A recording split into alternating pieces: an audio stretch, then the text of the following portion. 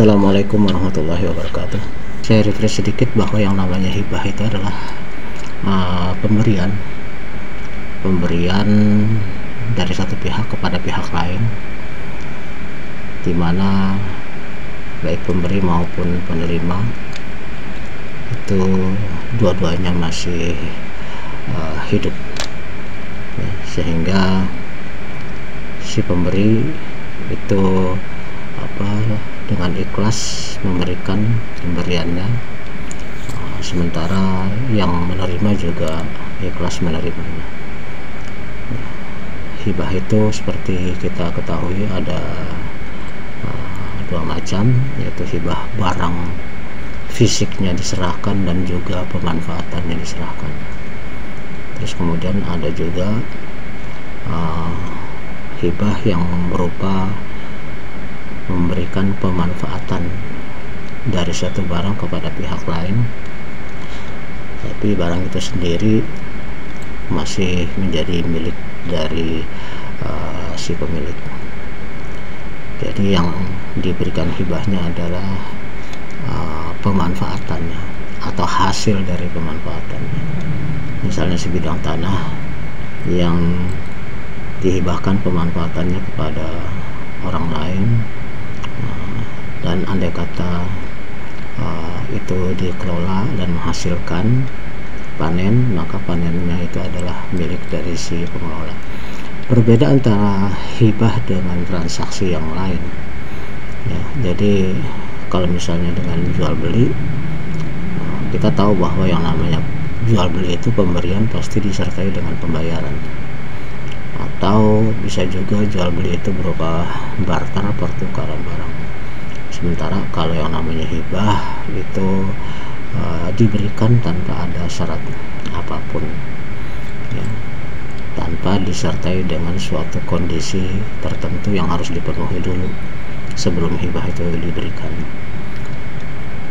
Hibah juga harus merupakan suatu barang yang sudah ada dan berwujud sehingga bisa diserahkan ke pemilikannya, sehingga tidak bisa kalau suatu barang yang masih dalam penguasaan pihak lain itu dijadikan suatu barang hibah, gitu, ya. Kemudian hibah juga berbeda dengan waris, karena kalau waris itu merupakan suatu kewajiban, ya, dimana para ahli warisnya, para penerimanya itu sudah ditentukan di dalam Al-Quran siapa saja yang berhak menerima warisan. Sementara kalau hibah itu sifatnya adalah bisa sunnah, ya, bisa juga mubah, karena dia bebas untuk diberikan kepada siapapun, tidak ada kewajiban untuk memberikan hibah.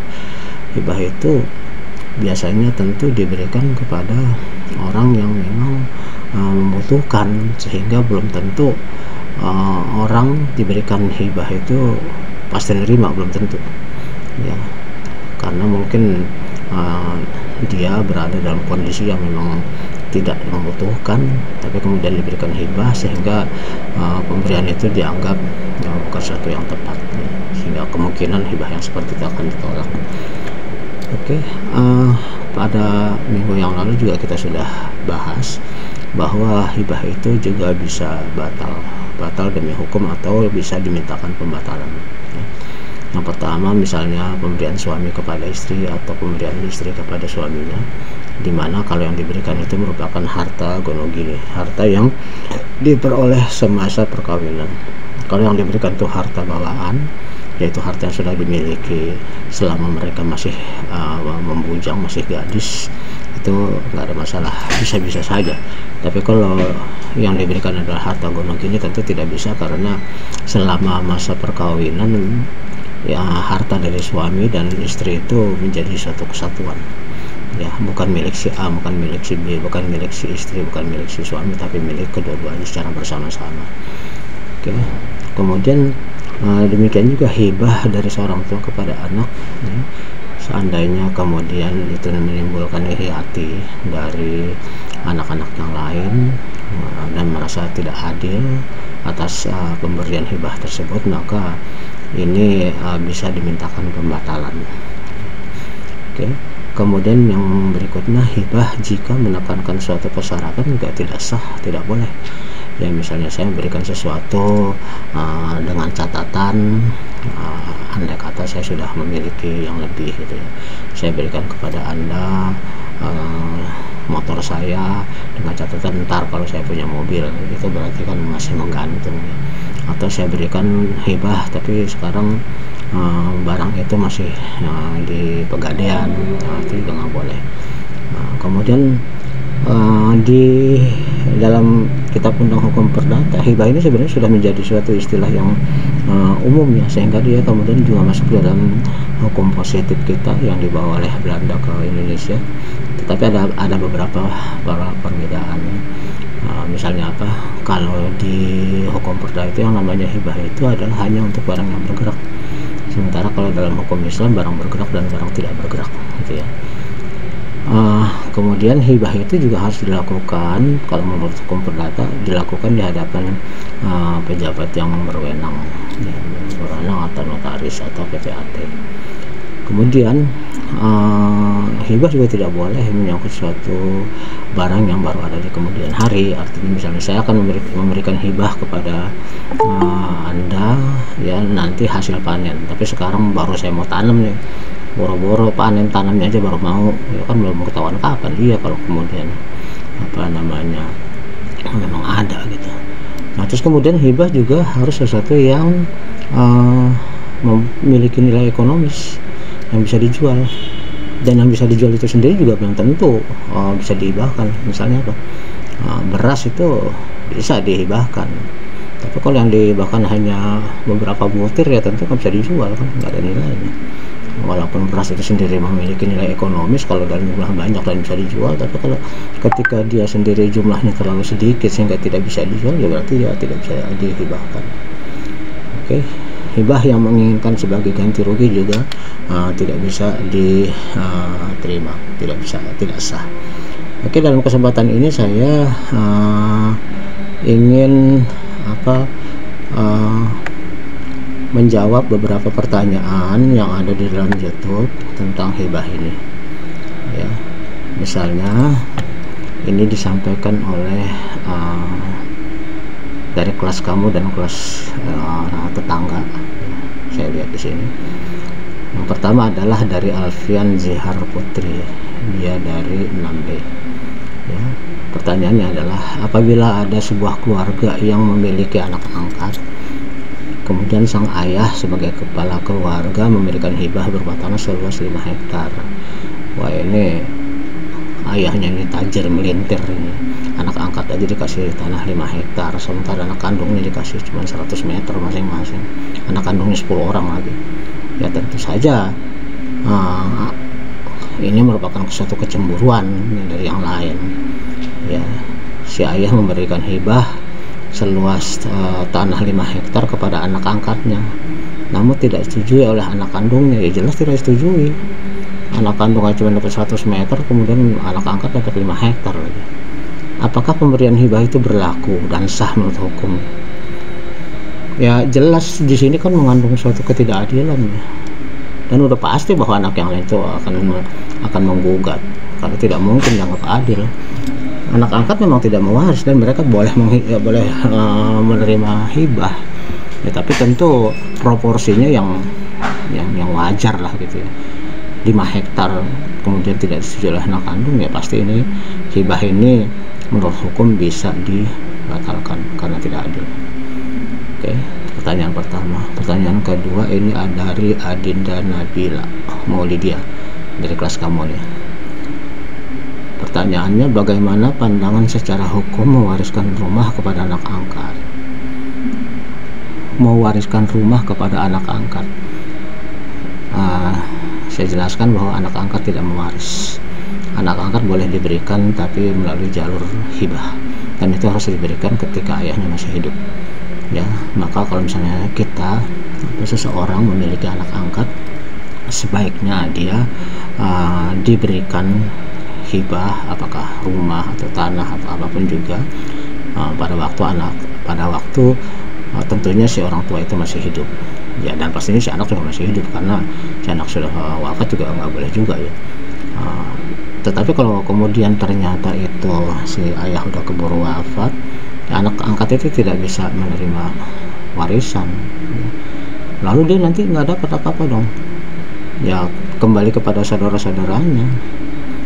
Kan yang namanya ahli waris itu macam-macam, ya anak, istri, jandanya atau dudanya, atau apa, orang tua kandung, ya orang tua kandung baik laki-laki maupun perempuan, ayah atau ibu, atau saudara-saudaranya itu juga berhak mewaris. Maka tergantunglah kepada para ahli waris ini untuk memberikan apa, si anak angkat tadi yang tidak bisa mewaris melalui jalur hibah.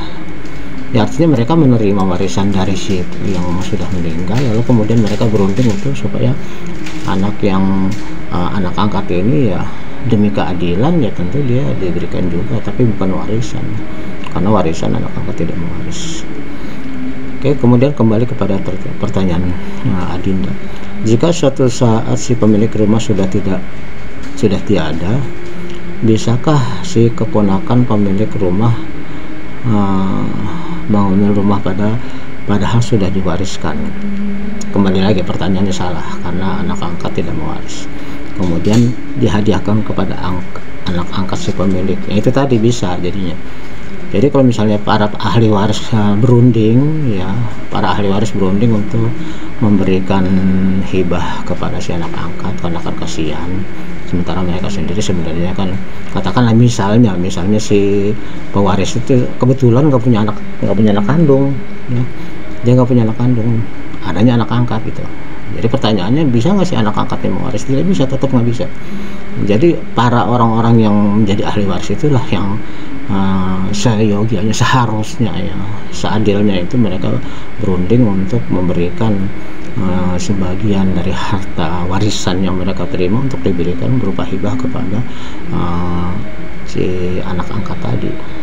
Tapi seandainya kemudian orang-orangnya pada tipe manusia yang serakah, yang tidak mau peduli, ya tidak ada kasihannya sama anak angkat, lalu kemudian mereka sudah kesenangan dapat warisan, ya lalu kemudian nggak mau peduli dengan si anak angkat, ya berarti memang begitulah, apa boleh buat, berarti masih anak angkat nggak dapat apa-apa. Makanya kemudian yang dianjurkan adalah ketika si bapak masih hidup, ya orang tua masih hidup, dia menghibahkan ya sebagian hartanya kepada anak angkatnya itu, sehingga ketika dia wafat dan kemudian dia meninggalkan harta warisan, ya si anak angkat itu terhindar dari kemungkinan tidak dibagi sama ahli waris yang lain gitu, ya.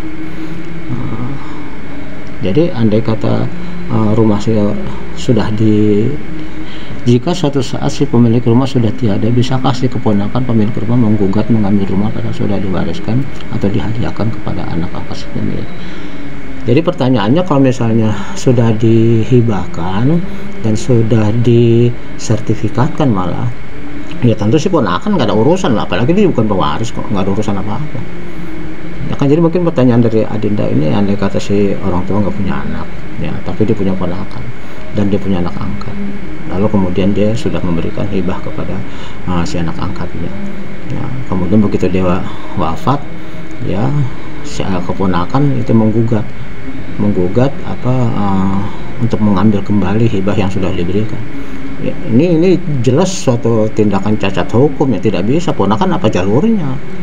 Ponakan dia tidak bisa, dia nggak punya tidak punya hak untuk menggugat, dia juga bukan ahli waris kok, ya.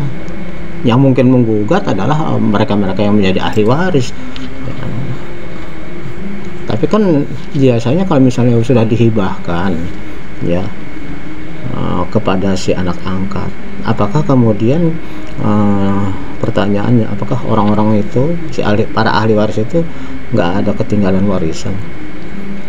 Kan nggak mungkin si orang tua ngasih semuanya, dia bisa memberikan hibah sebagian kepada anak angkatnya, lalu kemudian biasanya rumah yang masih dia tinggali itu dia pertahankan dan itu akan menjadi waris. Nah, itu akan nanti dibagikan kepada para ahli waris. Karena apa? Karena si anak angkat tidak bisa mewaris, kan gitu. Jadi kalau pertanyaannya apakah ponakan, ya nggak bisa lah, ponakan nggak punya legal standing istilahnya, dalam hukum dia nggak punya kedudukan hukum untuk bisa menggugat, nggak bisa. Secara otomatis nanti di pengadilan pun dia ditolak, siapa Anda gitu. Oke, jelas ya Adinda ya, mudah-mudahan. Kemudian pertanyaan berikutnya dari Hanafi.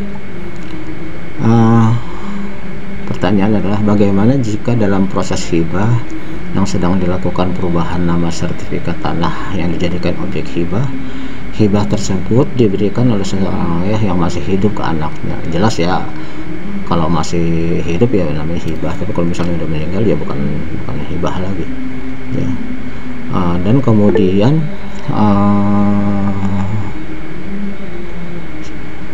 seorang ayah berarti dia ngasihnya ke anaknya ya. Lalu kemudian dalam proses perubahan nama atau kembali nama, ayahnya meninggal, apakah hibah tersebut berubah menjadi waris?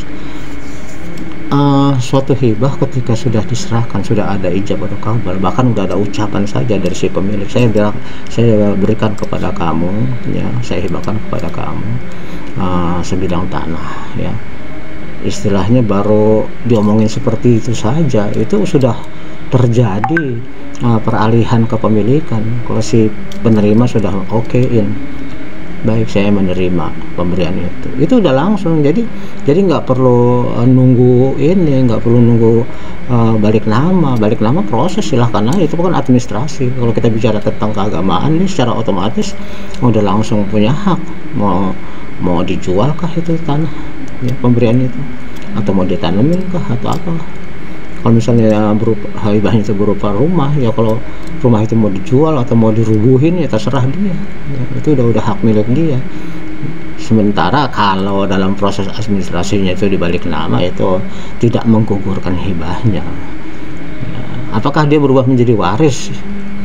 Kalau misalnya kebetulan si pemberi alias si ayah itu sudah wafat ya dalam proses ya, jawabannya adalah dalam proses itu tidak merubah status, dia tetap hibah. Nah kemudian si ayah itu masih meninggalkan harta yang lain di samping yang sudah dihibahkan kepada si anak, ya tentu si anak akan mendapat lagi warisannya, bagian dari warisannya itu, di samping bagian untuk para ahli waris yang lainnya gitu ya. Jadi dia bakalan dapat dua bagian, dapat dua kali. Saya kan pernah cerita minggu yang lalu bahwa pernah kejadian yang dialami oleh keluarga saya sendiri ya. Itu seorang ayah memberikan anaknya sebidang-bidang tanah ya, sekian ratus meter kepada 8 orang anaknya. Sementara dia berpesan ini masih ada tanah saya 1000 meter ya. Itu nanti itu di desa ya, jangan diambil dulu karena saya kan masih hidup, saya kan perlu makan. Kalau saya bagi semua nanti saya makan apa, biarin saya garap dulu itu, nanti kalau saya udah nggak ada baru itu menjadi warisan. Nah ternyata di dalam prakteknya ini ada anaknya yang curang, ada anak yang paling tua itu dia mengakali dengan kemudian ketika ayahnya yang sudah mulai uzur, sudah mulai pikun itu, kemudian diakalin dengan cara seolah-olah terjadi transaksi jual beli antara dia dengan ayahnya ya. Padahal di dalam satu keluarga transaksi jual beli itu juga sebenarnya masih harus dipertanyakan, apalagi dalam situasi di mana ayahnya sudah uzur ya, umurnya sudah ya pada waktu itu sudah di atas 90 tahun ya, kebetulan umurnya panjang, waktu wafat aja 104 tahun ya, otomatis ya udah tidak bisa berpikir secara sehat, udah mulai turun memorinya ya, dijadikan dibuatkan akte jual beli antara mereka, sehingga kemudian oleh si anak ini tanah waris yang 1000 meter itu dijual dan dimiliki sendiri gitu, saudara-saudaranya yang lain nggak dapat gitu. Jadi anak ini memang berlaku curang ya berarti ya. Pertama dia sendiri sudah dapat bagian dari hibah yang pertama, lalu kemudian dia mengakali dengan cara tanah peninggalan yang masih 1000 meter itu dia lakukan transaksi seolah-olah, kan nggak mungkin juga kan, orang udah tua begitu nerima uang sekian banyak nggak mungkin, dan buat apa juga, pasti juga akan dibagikan lagi kepada anaknya yang lain ya. Ternyata harta itu ya, tanah itu ya setelah sekian tahun kemudian berharga lebih dari 1 miliar ya, tapi yang lain nggak, sama sekali nggak dapat bagian. Tapi apa yang terjadi ya kemudian, ya ini yang saya katakannya ya, dalam Islam itu yang penting keberkahan, nilai besar lalu kemudian nggak berkah, untuk apa gitu loh, sehingga kemudian banyak masalah timbul dalam keluarganya. Jangan sampai terjadi seperti itu. Ini jadi satu pelajaran bagi kita ya. Islam itu mengajarkan itu, yang penting bukannya kuantitas tapi kualitas. Makanya saya ingatkan kepada kamu ya, terutama yang anak-anak perempuan, Islam mengajarkan bahwa bagian perempuan harus setengahnya dari bagian laki-laki. Jangan kamu protes, sebab kalau kamu protes berarti Quran yang kamu protes ya. Allah sudah menentukan demikian, dan sudah ada di dalam An-Nisa, itu bagian perempuan itu adalah setengah dari bagian laki-laki. Kenapa? Karena si perempuan nanti akan menerima dari suami, sementara si suami harus menafkahi keluarganya gitu loh. Jadi memang demikian aturannya. Jadi seandainya wah nggak usah semuanya dibagi rata aja, ya silahkan. Minggu yang lalu juga saya katakan silahkan. Tapi ketika kita melakukan suatu keputusan yang tidak sesuai dengan apa yang sudah digariskan, ya siap-siap aja. Tidak ada satu perbuatan pun yang tidak ada tanggung jawabnya. Jadi apakah kita siap menerima harta yang katakan berapa sih cuma disamain ya, tapi itu kan berarti udah lebih pintar dari Allah. Allah menentukan sekian lalu kemudian kita itu nggak adil. Yang adil adalah bagi sama rata. Ya karat muai, terserah aja, asal siap aja nanti. Dan pasti ditanya, nggak mungkin enggak ya, nggak mungkin enggak. Jadi kita lebih baik menerima yang walaupun setengahnya tapi penuh keberkahan, tapi kemudian atau sebaliknya menerima yang berlimpah. Iya kalau berlimpah, kalau setelah disamaratain hasilnya sedikit-sedikit juga ya buat apaan ya. Kalau misalnya setelah diratakan hasilnya gede sih ya masih mending ya, walaupun tetap harus bertanggung jawab kan. Tapi setelah diratain juga ternyata hasil cuma sedikit kok ya daripada cuma setengah. Ya terserah kembali pertimbangan kepada kita kan. Allah kan memberi kebebasan, kita mau ngapain ya terserah. Bahkan kita nggak mau beriman, kita mau keluar dari Islam ya terserah aja kok. Allah nggak tidak akan nanti di dunia ini secara saat ini juga enggak, nanti tinggal dihitung, dicatat semuanya kan gitu aja. Kalau kita merasa siap menjawabnya ya monggo aja gitu. Oke, pertanyaan berikut adalah dari Vika dari 6B. Pertanyaannya, bagaimana hukumnya apabila seorang menerima hibah atau hadiah dari orang tua atau orang lain, kemudian selang beberapa waktu penerima hibah atau hadiah tersebut baru mengetahui bahwa hibah atau hadiah yang diberikan berasal dari cara yang haram. Ya dia nerima hibah tapi kemudian baru ketahuan bahwa itu hasil korupsi misalnya gitu ya. Apakah si penerima tersebut harus mengembalikannya atau hal apa yang harus dilakukan? Nah, jadi gimana nih, Anda dapat hibah dari orang ya, lalu kemudian ternyata baru ketahuan bahwa itu uang hasil korupsi, dibeliin tanah, dibeliin mobil, tapi ternyata udah korupsi. Nah, kita kan nggak ikut korupsi, nah, korupsi kan dia ya, kita kan nggak tahu pula bahwa itu uang hasil korupsi. Apakah kemudian harus dibalikin? Kayaknya nggak usah ya. Mungkin untuk membersihkannya itu juga bukan kotor kok. Orang kita nerimanya pemberian, ingat ya, konteksnya adalah kita pemberian, kecuali kita juga ngerampok dari dia, itu baru sama-sama barang haram. Dia boleh ngerampok dari negara, kemudian kita ngerampok dari dia, ya kan kita sama-sama perampok. Status yang kita terima kan pemberian kan halal. Jadi yang kita terima itu bukan barang haram, yang kita terima adalah barang halal karena statusnya adalah pemberian. Dia menerima barang itu karena hasil korupsi, ya dia yang haram lah. Nah, berarti kan ya tidak ada kewajiban bagi kita membalikan karena kita menerima pemberian itu adalah suatu hal yang sah. Kecuali kalau kita nipu dia, lu boleh korupsi, gue kerjain lagi nih gitu ya. Nah, kan lu boleh korupsi ini. Misalnya gini nih, banyak orang korupsi ya. Terus kemudian kadang-kadang itu diatasnamakan orang lain ya, atasnamakan istri muda gitu, yang ke berapa lah, yang keempat, yang keenam kali ya, yang ngumpet-ngumpetan gitu yang nggak ketahuan. Nah, ini korupsinya banyak banget nih ya. Terus kemudian juga diumpetin kalau nggak nama istri mudanya, kalau nggak nama pembantunya, kan sering sih kayak gitu ya. Terus kemudian ternyata dia di penjara, ketahuan korupsi. Begitu dia mau dia balik, dia keluar, dia mau ambil, ternyata barang tersebut sudah dikuasai, dibalik nama oleh si penerima titipan, oleh si pembantu kah, oleh si istri muda kah, oleh si satpam kah, oleh si supir kah, sudah dibalik nama. Nah, ini yang jadi pertanyaan si Vika ini. Berarti kan itu terjadi penipuan barang titipan. Nah, itulah harus dikembalikan, atau paling tidak dia harus melakukan sesuatu. Dia tidak, karena apa? Karena pun si koruptor yang sudah keluar ini juga nggak berani ini dong, dia nggak berani menggugat. Sebab kalau digugat berarti kan ketahuan lagi. Dulu dia waktu kasus itu barang tersebut bisa diumpet-umpetin karena pakai nama orang lain dengan harapan nanti udah bebas bisa diambil, ternyata dicurangin sama si penerima titipan. Nah, berarti kan dua-duanya itu sama-sama curang ya, yang satu koruptor, yang satu penipu. Nah, barangnya itu statusnya menjadi ya, bagi si koruptor barang haram, bagi si penipu juga barang haram, ya dua-duanya dapat lah gitu.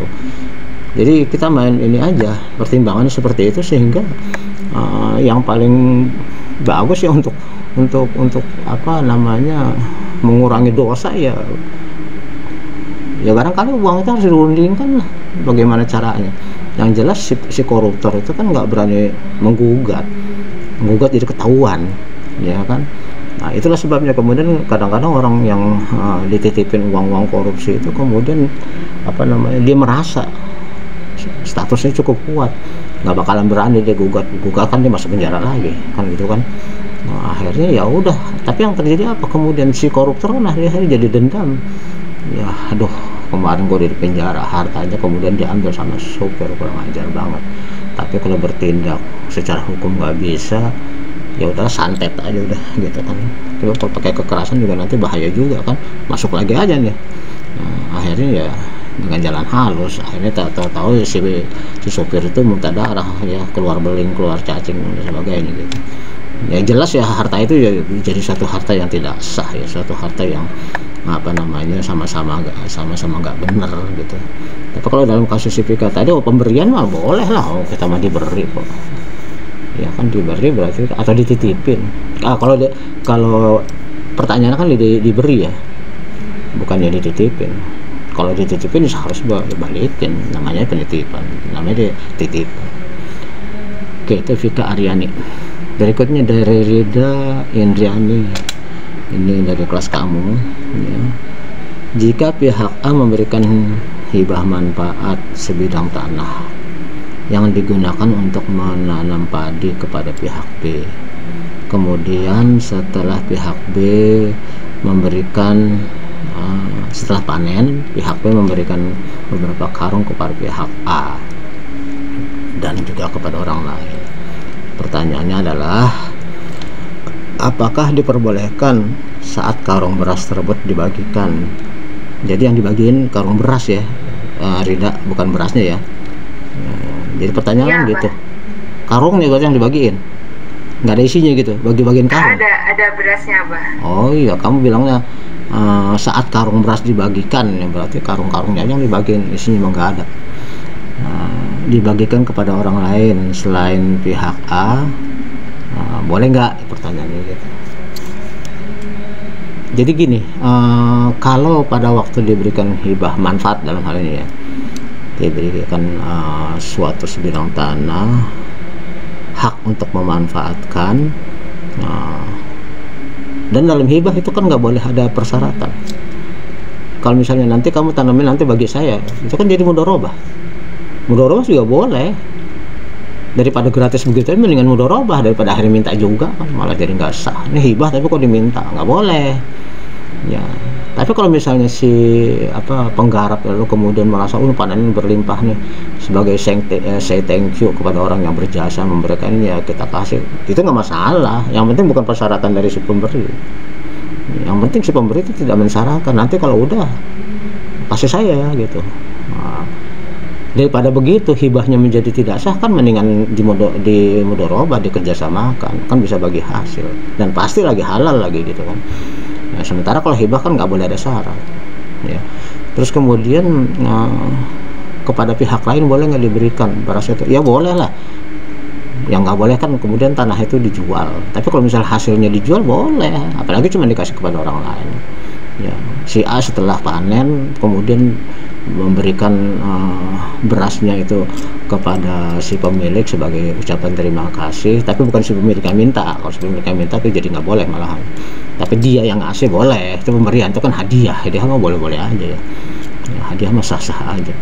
Dan juga kepada orang lain, dan juga kepada fakir miskin sebagai sedekahnya malah bagus ya, nggak ada masalah ya. Rida, jelas ya Rida ya? Jadi seperti itu. Jelas sahabat, terima kasih. Oke, terus kemudian dari Silvi Indriani, ini dari Lembe. Apabila pihak A menghibahkan barang, lalu sewaktu-waktu pihak A terjerat utang. Wah, dia udah ngasih hibah ke orang lain, lalu kemudian dia diuber-uber orang. Kok bisa sih banyak utang kok menghibah? Masih bokeh jangan menghibah lah. Kemudian apakah pihak A bisa menarik kembali barang yang telah dihibahkan untuk menjadi membayar utangnya? Bagaimana pandangan hukum Islam dalam kasus tersebut? Oke, ingat prinsipnya yang namanya hibah, pemberian itu adalah dari orang yang punya kepada orang yang tidak punya, kan gitu kan. Jadi kalau dia sendiri masih punya banyak utang, ya ngapain menghibah? Atau urusin aja dari sendiri dulu, kan gitu. Ya mungkin bisa jadi kondisinya beda. Kemarin dia orang tajir, ya, dia bagi hibah gitu ya. Terus kemudian setelah beberapa waktu ternyata bisnisnya bangkrut dan dia kemudian jadi orang melarat ya. Terus kemudian sekarang dalam kondisi yang sudah melarat dan kemudian dia menginginkan barang yang sudah dia berikan kepada orang lain tadi diambil lagi ya. Kira-kira boleh nggak? Ya nggak boleh, karena hibah itu mendingan kamu kalau nerima seperti itu, nerima barang langsung jual aja biar dia nggak nagih-nagih lagi. Dan gitu, daripada nanti wah kemungkinan nanti diambil lagi nih. Kan banyak gitu ya, terutama mau kampanye nih besok nih 2024 nih, mau dalam rangka legislatif, mau jadi pada gubernur, mau jadi apalah segala macam, itu hibahkan macam-macam tuh, hibahkan karpet ke masjid gitu ya. Begitu nggak terpilih karpetnya diambil lagi, nggak boleh itu ngaco itu. Itu kan berarti ingat ya, hibah itu kan nggak boleh ada niat yang kagak beres. Hibah itu berupa keikhlasan ya, apalagi kalau diberikannya kepada masjid, sebenarnya kan bukan hanya hibah, dia berupa suatu apa ya, niatnya itu bisa menjadi wakaf, diwakafkan sebanyak sekian meter karpet, ratusan meter ya, karpet baru gitu. Tapi kan niatnya dia bukan ikhlas, itu niatnya itu supaya mendulang suara. Begitu ternyata di daerah itu dia kagak dapat, karpetnya diambilin lagi. Itu jelas bagaimana hukum Islam ya, kita bisa pikirkan sendiri lah kira-kira bagaimana hukum Islam. Yang jelas itu bukan hibah, itu ada udang di balik bakwan, itu ada sesuatu yang dia inginkan. Ada orang yang hibahin apa namanya perbaikan jalan gitu, lucu ya, menghibahkan dana perbaikan jalan, begitu nggak terpilih jalanan dihancurin lagi. Itu kan keblinger banget yang seperti itu. Jadi benar-benar dia niatnya bukannya untuk menghibah, padahal itu bisa jadi jariah kan, jalanan dipakai terus ya, berarti kan begitu dia mati itu kan menjadi suatu apa ya, jariah yang mengalir. Tapi kemudian jalanan tidak dibongkar lagi otomatis ya batal deh. Yang jelas kan Allah Maha tahu niat orang itu sebenarnya memberikan untuk apa.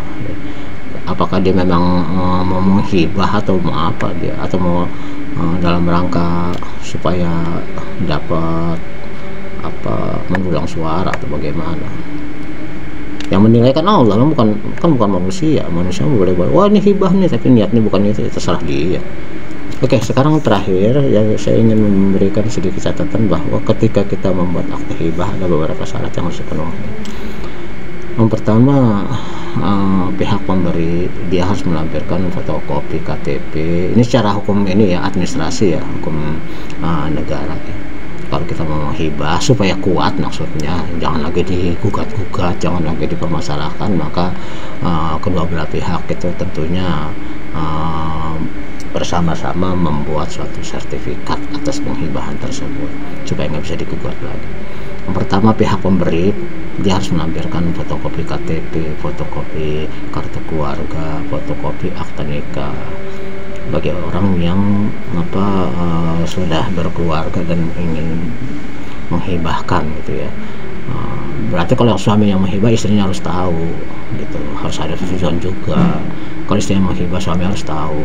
Jadi berarti pasangan jangan sampai nggak tahu bahwa salah satunya itu ngasih hibah ya, ini kan membuka celah nanti ada gugatan. Maka kemudian harus ada fotokopi akta nikah dan surat persetujuan dari pasangannya. Kemudian sertifikat asli juga harus diperlihatkan. Kenapa? Ya untuk memperlihatkan bahwa ini barang memang, kalau sertifikat asli itu kan dipegang, itu berarti barang bukan lagi digade gitu kan. Kenapa? Kalau lagi digade kan nggak boleh dihibah. Jadi sertifikat asli diperlihatkan supaya memperlihatkan status asli dari barang yang mau dihibahkan tersebut. Kemudian juga harus menyertakan fotokopi PBB dan bukti bayarnya. Kalau misalnya hibahnya tahun 2022, berarti itu nggak boleh ada bolong-bolong, nggak boleh ada tunggakan di tahun-tahun sebelumnya. Ya, kemudian juga hibah itu disamakan dalam hukum administrasi seperti jual beli. Jadi pihak pemberi maupun penerima itu sama-sama kena pajak. Ya, kecuali dari ayah kepada anak, itu tidak dikenakan pajak. Tapi kalau kepada orang lain, yaitu kena pajak bagi si pemberi, yaitu kena pajak penghasilan. Sedangkan pihak penerima juga demikian, fotokopi KTP, fotokopi KK.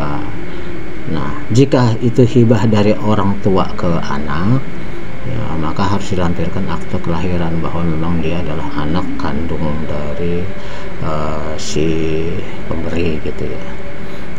Kemudian dia juga harus membayar pajak, tapi beda, bukannya PPH tapi BPHTB, yaitu bea perolehan hak atas tanah dan bangunan. Jadi karena dia memperoleh hak atas tanah dan bangunan, dia harus membayar bea atau pajak perolehan gitu. Oke, kedua belah pihak itu kena pajaknya, baik si pemberi maupun si penerima. Nah, berikutnya kita juga ada yang pengertian tentang sedekah dan hadiah.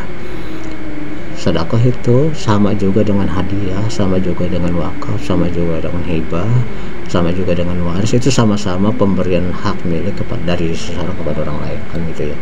Jadi orang memberikan hartanya kepada pihak lain, tetapi ada perbedaan-perbedaannya. Kalau waris wajib, yaitu pada ahli waris yang sudah ditentukan di dalam Al-Quran. Kemudian kalau hibah itu boleh kepada siapa saja gitu ya. Terus kemudian kalau sedekah ya juga boleh kepada siapa saja, tapi sedekah ini biasanya diberikan kepada orang yang terlantar, kepada orang yang sangat membutuhkan, kepada orang yang duafa. Ya, kamu ngasih sedekah kepada orang yang lebih kaya, dia nggak akan nerima gitu. Berarti dia merasa tersinggung, enak aja lo, kayaan juga gua gitu kan, masa gua yang dikasih sedekah gitu. Tapi bisa kalau kita memberikan ya jangan sedekah tapi hadiah. Kalau hadiah kan kita bisa aja ngasih kepada siapapun juga. Anda ngasih hadiah kepada presiden juga boleh, tapi takut nanti dianggapnya sebagai gratifikasi, ini ada udang di balik batu, ini ada maunya nih ngasih hadiah gitu ya. Tapi yang jelas itu juga merupakan pemberian dari satu pihak kepada pihak lain. Kalau sedekah itu adalah akad pemberian harta milik seorang kepada orang lain tanpa adanya imbalan. Sama seperti hibah juga nggak boleh ada imbalan, wakaf juga nggak boleh ada imbalan, sedekah juga nggak boleh ada imbalan. Nah, cuman arahnya beda-beda ya kan. Kalau sedekah ini pastinya untuk orang yang lebih kurang beruntung dibandingkan kita ya, maka kita kasih sedekah gitu. Kemudian kalau hadiah itu adalah akad pemberian harta milik seseorang kepada orang lain tanpa adanya imbalan. Itu bisa karena macam-macam, bisa karena rasa sayang, bisa rasa apresiasi, penghormatan, penghargaan. Ya kan, diberikan hadiah misalnya dari seorang ayah kepada anaknya yang IPK-nya 4 misalnya gitu kan, ya, saking senangnya dikasih hadiah, dikasih dibeli mobil misalnya gitu kan, atau sebagai hadiah dari seorang dosen yang merasa bahwa ini mahasiswa yang paling rajin membantu di dalam perkuliahan, maka kemudian diberikan hadiah apa gitu. Itu bebas-bebas aja, dan itu tidak ada konotasi bahwa yang satu lebih rendah dari yang lain, yang satu merupakan duafa. Enggak, hadiah itu nggak ada urusan seperti itu. Atau bisa juga memberikan hadiah itu kepada seorang yang kita cintai, misalnya pacar ngasih kepada kasihnya, masa kekasihnya dianggap duafa gitu kan. Kamu kan melarat ya, ini saya kasih hadiah ya, bukan karena kamu prestasi, tapi hadiah ini karena kamu melarat, ya pasti diputusin kamu mah, nggak mungkin ya, mau singgung ya, kurang ajar loh gitu. Oke, hukumnya sedekah hukumnya adalah sunnah ya. Kenapa? Karena untuk membantu orang lain yang lebih membutuhkan ya, yaitu orang yang terlantar. Dan itu juga kalau keadaan menghendaki, artinya kalau memang kita sendiri juga berkecukupan. Tapi kalau andai kata kita sendiri dalam keadaan susah, ya makanya sunnah boleh. Kalau memang kita mau berbagi, ya kita punya sedikit bagi-bagi yuk, boleh, itu berarti bagus. Tapi sunnah itu juga kan, kalau misalnya saya sendiri lagi nggak cukup, kalau saya kasih nanti saya juga jadi tambah susah, itu juga berarti nggak ada masalah. Kan namanya sunnah itu boleh dilakukan dan itu mendapat pahala. Tapi kalau nggak dilakukan juga kan nggak dosa. Tapi kalau bagi orang yang yang punya, orang yang berharta, ya itu tentunya bukan lagi sunnah tapi wajib. Kan nggak boleh, bahkan dianggap seorang itu imannya menjadi tidak sah, tidak karena dia makan berkecukupan, hidup berkecukupan, makan kenyang, tapi tetangganya melarat. Berarti kan jatuhnya jadi wajib, itu bukan sunnah lagi. Wajib artinya kalau dia nggak kerjakan dia berdosa, imannya menjadi cacat gitu kan. Oke, sementara kalau hadiah itu adalah mubah, mau ngasih boleh, nggak mau ngasih ya nggak masalah ya. Dari kelas ini siapa yang berprestasi ya, kemudian saya kasih lukisan gitu kan, bisa aja, itu terserah orang yang mau ngasih, mubah. Saya nggak ngasih juga nggak ada masalah gitu. Oke, syarat-syaratnya orang yang memberikan sedekah hadiah sehat akalnya ya, pastilah. Siapa kalau yang ngasih itu orang yang nggak sehat ya gimana ya. Saya pernah cerita baru tuh, saya punya tetangga ya, istrinya agak kurang sehat pikirannya, lalu kemudian begitu suaminya lagi kerja itu semua barang-barangnya dikasihin orang itu, pakaian-pakaian yang bagus-bagus, kemudian televisi, kemudian jas dikasih-kasihin. Begitu suaminya pulang barangnya pada nggak ada, jasnya nggak ada. Ya kalau yang nerimanya tetangga udah tahu kondisinya, kata tentu dibalikin. Tapi kalau nerimanya orang lewat dikasih TV ya tentu senang-senang aja, dia nggak peduli orang ini waras atau enggak, yang penting dia dapat. Ya berarti kalau orang memberikan sedekah itu harus sehat akalnya dan tidak di bawah perwalian orang lain ya. Di bawah perwalian artinya orang yang cacat mental gitu kan, bukan gila tapi lemah ya mentalnya, lalu kemudian dia ngasih sedekah ya. Syarat-syaratnya itu harus orang yang sehat akal. Penerima harus orang yang benar memerlukan, ini yang sedekah ya, artinya orang kaya masih dikasih sedekah, boro-boro diterima malah kita diomelin. Oke, penerima sedekah atau hadiah harus orang yang berhak memiliki, artinya apa yang kita berikan itu memang milik kita. Sedekahin kok duit orang kan nggak boleh. Kasih hadiah, aku punya orang dikasih hadiah, ya tentu orangnya marah, kenapa kamu yang ngasih, barang-barang saya kok gitu. Kemudian barang yang disedekahkan dan dihadiahkan harus bermanfaat. Yang ngasih harus yang bermanfaat lah. Ngasih sedekah atau duit lama, duit yang nggak laku lagi gitu. Atau ngasih barang untuk diberikan kepada orang lagi, kasih hadiah tapi barang nggak kepake, barang dorong sopan ya, panci bolong dikasih, buat apa kan, jadi nggak kepake. Jadi harus yang bermanfaat.